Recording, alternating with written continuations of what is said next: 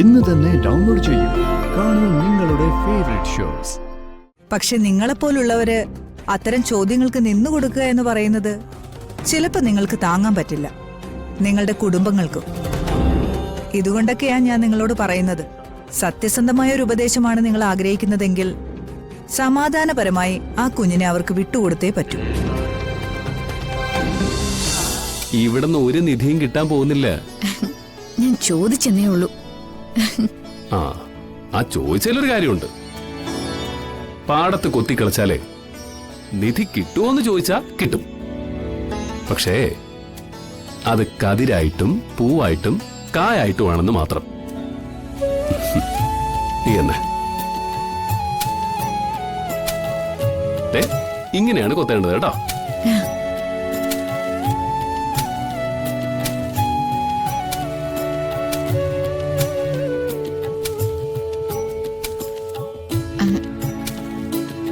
ഹരി, ആരൊക്കെ വരുന്നു?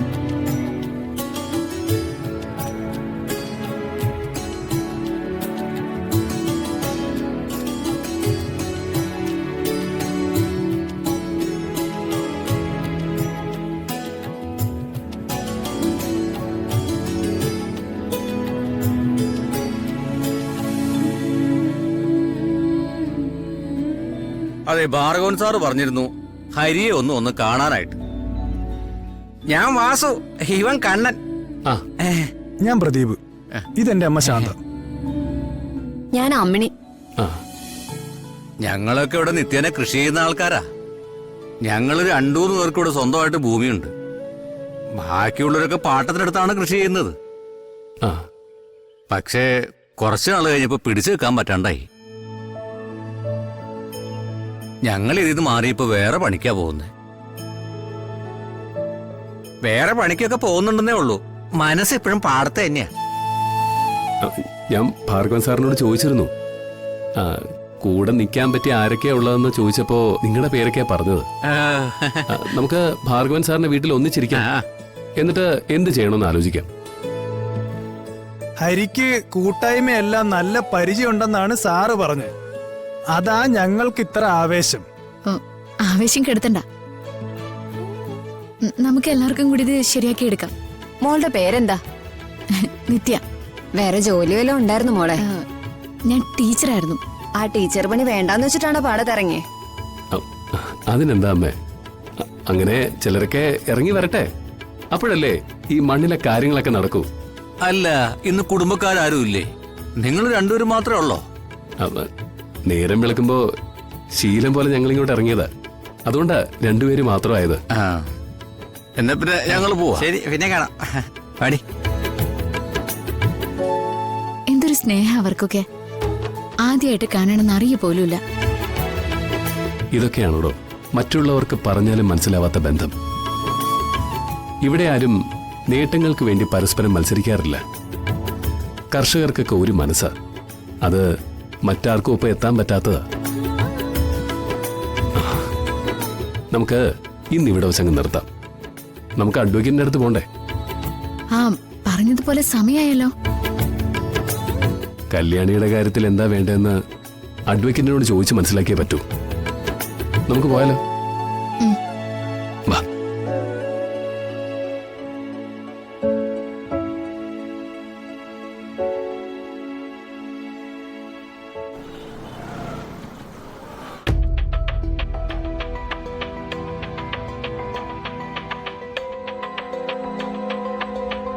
മാഡം, എനിക്ക് മോളെ വിട്ടുകൊടുക്കാൻ പറ്റില്ല.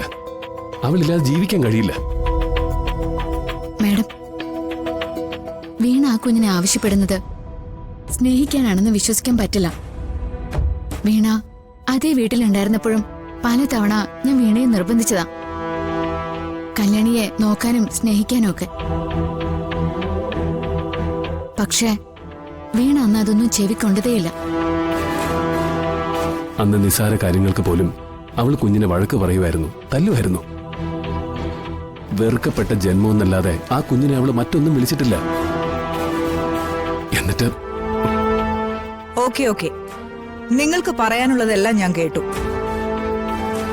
ഇനി ഇതിന്റെ നിയമപരമായ അവസ്ഥ ഞാൻ നിങ്ങൾക്ക് പറഞ്ഞു തരാം. ഒന്നാമതായി, നിയമപരമായി നിങ്ങളെ സഹായിക്കാൻ എനിക്ക് പറ്റില്ല. ഞാനതിന് തയ്യാറല്ല എന്നല്ല, തയ്യാറായിട്ട് പ്രയോജനമൊന്നുമില്ല. നിങ്ങൾ രണ്ടുപേരും എഡ്യൂക്കേറ്റഡ് ആണ്, നിയമവ്യവസ്ഥയെക്കുറിച്ച് അത്യാവശ്യം ബോധ്യമുള്ളവരുമാണ്. ഈ പ്രശ്നം കോടതിയിലെത്തിയ കോടതി അന്വേഷിക്കുക ഈ കുട്ടിയുടെ പിതാവും മാതാവും ആരെന്നാണ്.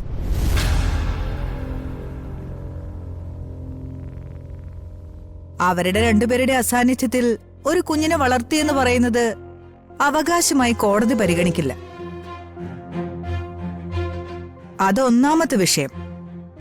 രണ്ടാമത്തെ കാര്യം, ഇത്രയും ചെറുപ്രായത്തിൽ കുഞ്ഞിനെ അവകാശവാദങ്ങളുടെ പേരിൽ കോടതി കൊണ്ടുപോയി നിർത്തണം. ഇപ്പോഴത്തെ കുട്ടികളുടെ കാര്യത്തിലേ കുഞ്ഞുനാളിൽ ഏൽക്കുന്ന ചെറിയൊരു മാനസിക ക്ഷതം മതി മുൻപോട്ടുള്ള വളർച്ചയെ അത് ബാധിക്കാൻ. കോടതിയിലെ സംഘർഷങ്ങളിൽ ആ കുഞ്ഞിന്റെ മനസ്സ് വല്ലാതെ ഉലയും. പക്ഷെ അത് കഴിഞ്ഞാലും കുഞ്ഞിനെ നിങ്ങൾ വിട്ടുകൊടുക്കേണ്ടി വരും. അതാണ് റിയാലിറ്റി.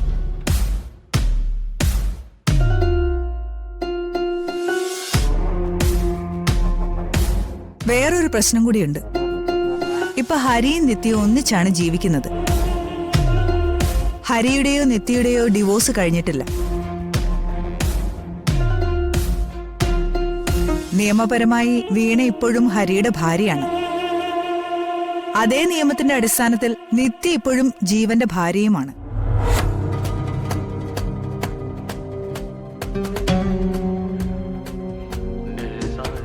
അങ്ങനെയുള്ള അവസ്ഥയില് നിങ്ങൾ ഒരു കേസുമായി കോടതിയിലെത്തുമ്പോ ആദ്യത്തെ ചോദ്യം നിങ്ങളുടെ ബന്ധമായിരിക്കും.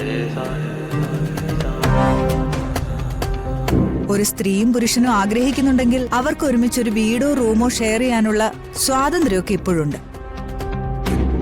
പക്ഷെ നിങ്ങളെപ്പോലുള്ളവര് അത്തരം ചോദ്യങ്ങൾക്ക് നിന്നുകൊടുക്കുക എന്ന് പറയുന്നത് ചിലപ്പോൾ നിങ്ങൾക്ക് താങ്ങാൻ പറ്റില്ല, നിങ്ങളുടെ കുടുംബങ്ങൾക്കും. ഇതുകൊണ്ടൊക്കെയാണ് ഞാൻ നിങ്ങളോട് പറയുന്നത്, സത്യസന്ധമായ ഒരു ഉപദേശമാണ് നിങ്ങൾ ആഗ്രഹിക്കുന്നതെങ്കിൽ സമാധാനപരമായി ആ കുഞ്ഞിനെ അവർക്ക് വിട്ടുകൊടുത്തേ പറ്റൂ.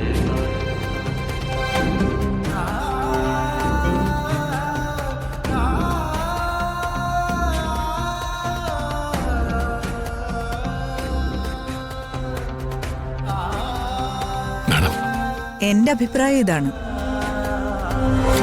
ഞാനൊരിക്കലും ആ കുഞ്ഞിന്റെ മനസ്സിലൊരു സംഘർഷം ഉണ്ടാക്കാൻ പറയുന്നില്ല.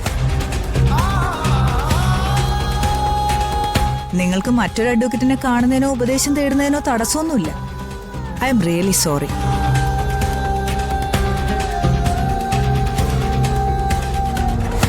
അപ്പോ കുഞ്ഞിനെ വിട്ടുകൊടുത്തേ പറ്റൂ അല്ലേ മാഡം? വേദനയോട് തന്നെ പറയാം, വേറെ പരിഹാരമില്ല.